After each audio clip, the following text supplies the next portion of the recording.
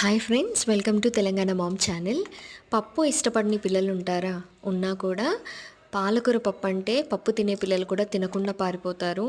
So నా పాప కూడా అంతే అండి. పాలకూర పప్పు అంటే చాలు అస్సలు తినదు.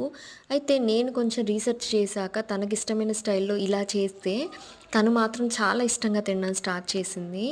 సో నేను యూజ్ చేసిన టిప్స్ అండ్ ట్రిక్స్ ఏంటి అంటే, పాలకూర వండేటప్పుడు అందులో కొంచెం జీలకర్ర, వెల్లుల్లి కూడా అందులోనే యాడ్ చేస్తే ఆ ఫ్లేవర్ అనేది ఎక్కువగా పట్టేస్తుందనమాట. అండ్ పాలకూర కూడా చక్కగా చాలా మెత్తగా అయ్యేదాకా ఉడికించాలి. యూజువల్లీ మనం పెద్దవాళ్ళని తినే అంత మెత్తగా కాకుండా అంతకంటే ఎక్కువ మెత్తగా ఉడికించడం వల్ల పిల్లలకి పాలకూర ఫ్లేవర్ కంటే పప్పు ఫ్లేవర్ ఎక్కువగా తెలుస్తుంది కాబట్టి ఇంకొంచెం ఇష్టంగా తినడానికి అవకాశం ఉంటుందన్నమాట. అండ్ తాలింపులో మర్చిపోకుండా ఇంగువను కూడా యాడ్ చేస్తే ఆ టేస్ట్ ఇంకా ఎన్హాన్స్ అవుతుంది.